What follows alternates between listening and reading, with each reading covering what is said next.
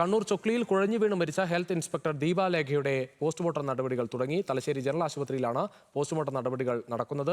ഉച്ചയ്ക്ക് 1:30 കോഴിക്കോട് മേപ്പയിലെ വീട്ടുവളപ്പിലാണ് സംസ്കാരം. മാനസിക ബുദ്ധിമുട്ട് ദീപ പലരോടും പങ്കുവച്ചിരുന്നതായി ഭർത്തൃ സഹോദരൻ സതീഷ് പറഞ്ഞു. ട്രാൻസ്ഫർ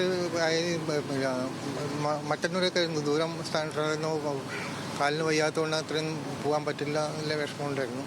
അതുകൊണ്ട് റിക്വസ്റ്റ് കൊടുത്തു കണ്ണൂരേക്ക് അടുത്ത് തന്നെ ആക്കണം എന്ന് പറഞ്ഞിട്ട്. പിന്നെ അത് മാറ്റിയിട്ട് പിണറായിലേക്ക് ആയി കിട്ടി. അതിൻ്റെ വിഷമമുണ്ടായിരുന്നു. സഞ്ചരിക്കാൻ ബസ്സിൽ നിന്ന് കയറി പോകാൻ പറ്റാത്ത കണ്ടീഷനാണ്. പിന്നെ ഫീൽഡ് വർക്കുമല്ലേ ഇവരെ ഹെൽത്തിൻ്റെ. ദീപയുടേത് സ്ഥലം മാറ്റത്തിൽ മനംനൊന്തുള്ള മരണമെന്ന് NGO യൂണിയൻ ജില്ലാ സെക്രട്ടറി കെ രഞ്ജിത്ത് പറഞ്ഞു. ആരോഗ്യമന്ത്രിക്കും ഹെൽത്ത് സെക്രട്ടറിക്കും പരാതി നൽകുമെന്നും രഞ്ജിത്ത് പറഞ്ഞു. അവർക്ക് ഇപ്പോൾ തന്നെ ശാരീരികമായി പോകാനുള്ള വലിയ പ്രയാസം അനുഭവിക്കുന്നുണ്ട്. അപ്പോൾ ആ ഒരു മാനസികമായ പ്രയാസം ഉണ്ടായിട്ടുണ്ട് എന്നതാണ് നമ്മൾ മനസ്സിലാക്കുന്നത്. നല്ല നിലക്ക് കാര്യക്ഷമമായി ജോലി ചെയ്യുന്ന ഒരു ജീവനക്കാരിയാണ്. ഈ കൊറോണ കാലത്തൊക്കെ ആ ചൊക്ലി പഞ്ചായത്തിലൊക്കെ അവർക്ക് മാതൃകാപരമായി പ്രവർത്തിച്ചതാണ്. അതുകൊണ്ട് തന്നെ കൃത്യമായി ജോലി ചെയ്യണമെന്ന താല്പര്യമുണ്ട്.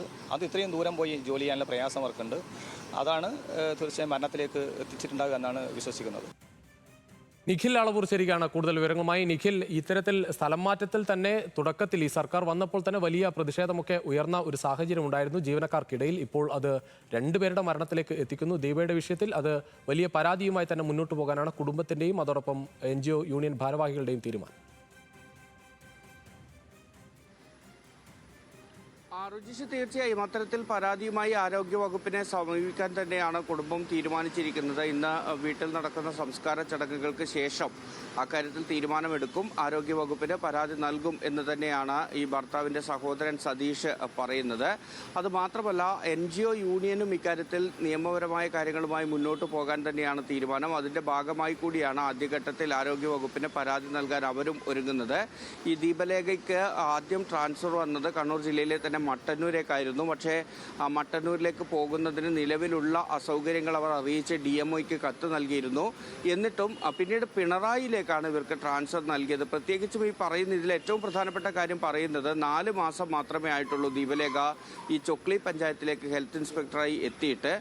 അതുകൊണ്ട് തന്നെ ഈ 4 മാസത്തിനുള്ളിൽ തന്നെ വീണ്ടും ട്രാൻസ്ഫർ ചെയ്യുക എന്നതൊക്കെ രാഷ്ട്രീയ പ്രേരിതമായ നടപടി മാത്രമാണ് എന്ന വിമർശനമാണ് ഉയരുന്നത്. അതുമാത്രമല്ല, ഈ ചൊക്ലി പഞ്ചായത്തിലെ ഹെൽത്ത് ഇൻസ്പെക്ടറായി ജോലിയിൽ പ്രവേശിക്കുന്ന ആ സമയത്താണ് ഇവർക്ക് ഇരുചക്ര വാഹനത്തിൽ നിന്ന് വീണ് പരിക്ക് പറ്റുന്നത്. കാലിന് കാര്യമായ പരിക്കുണ്ടായിരുന്നു. അതുകൊണ്ട് തന്നെ ഈ കോഴിക്കോട് മേപ്പയിലുള്ള വീട്ടിൽ നിന്ന് ചൊക്ലിയിലേക്ക് തന്നെ അവർ വന്ന് ജോലി ചെയ്തുകൊണ്ടിരുന്നത് വളരെ ബുദ്ധിമുട്ടിയാണ്. അങ്ങനെ ആരോഗ്യ പ്രശ്നങ്ങൾ ഉള്ള സമയത്ത് പോലും പക്ഷേ തൻ്റെ ജോലിയിൽ ഒരു വീഴ്ചയും വരുത്താത്ത, ജോലിയോട് അത്രയും ആത്മാർത്ഥത കാണിച്ച ഉദ്യോഗസ്ഥയായിരുന്നു എന്ന് സഹപ്രവർത്തകരും പറയുന്നുണ്ട്. അങ്ങനെയുള്ള ഒരാളെയാണ് നിലവിലെ ഈ പറയുന്ന ശാരീരിക അവസ്ഥ പരിഗണിക്കാതെ അക്കാര്യങ്ങൾ DMOയോട് ഉൾപ്പെടെ കത്ത് മുഖാന്തരം അറിയിച്ചിട്ട് പോലും വീണ്ടും ട്രാൻസ്ഫർ ചെയ്യുന്ന ഒരു നടപടി ഉണ്ടായത്. അതിലെ മാനസിക വിഷമമാണ് എന്ന് തന്നെയാണ് പറയുന്നത്. മാത്രമല്ല, ഈ കൊറോണ കാലത്തൊക്കെ ഉൾപ്പെടെ മറ്റൊന്നിനെയും പരിഗണിക്കാതെ തൻ്റെ ജോലിയിൽ അത്രത്തോളം ആത്മാർത്ഥമായി നിന്ന ഒരാളാണ്. അതുകൊണ്ട് തന്നെ തൻ്റെ വകുപ്പ് ഇക്കാര്യങ്ങളൊന്നും പരിഗണിക്കുന്നില്ല തുടങ്ങിയ കാര്യങ്ങളിൽ മാനസിക പ്രയാസം ഉണ്ടായിരുന്നു എന്നുകൂടി NGO യൂണിയൻ ഇക്കാര്യത്തിൽ പറയുന്നുണ്ട്. ഏതായാലും ദീപലേഖയുടെ പോസ്റ്റ്മോർട്ടം നടപടികൾ തലശ്ശേരി ജനറൽ ആശുപത്രിയിൽ ആരംഭിച്ചിട്ടുണ്ട്. പോസ്റ്റ്മോർട്ടം പൂർത്തിയായതിനു ശേഷം ചൊക്ലി ഫാമിലി ഹെൽത്ത് സെൻ്ററിലേക്ക് മൃതദേഹം കൊണ്ടുപോകും. അവിടുത്തെ പൊതുദർശനത്തിന് ശേഷമായിരിക്കും കോഴിക്കോട് മേപ്പയിലുള്ള വീട്ടിലേക്ക് കൊണ്ടുപോവുക. നേരത്തെ 1:30 മൃതദേഹം സംസ്കരിക്കുമെന്നാണ് അറിയിച്ചത്. ഒരുപക്ഷെ അത് കുറച്ച് വൈകാനുള്ള സാധ്യതയുണ്ട്. കാരണം ഇന്ന് രാവിലെ 10 മണിയോടുകൂടിയാണ് ചൊക്ലിയിൽ പൊതുദർശനം പറഞ്ഞിരുന്നത്. പക്ഷേ ഇപ്പോഴും ഈ പോസ്റ്റ്മോർട്ടം നടപടിക്രമങ്ങൾ പുരോഗമിച്ചുകൊണ്ടിരിക്കുകയാണ്. ഏകദേശം 1 മണിക്കൂറോളം ചൊക്ലിയിൽ പൊതുദർശനം ഉണ്ടാകുമെന്നാണ് നിലവിൽ അറിയിച്ചിരിക്കുന്നത്.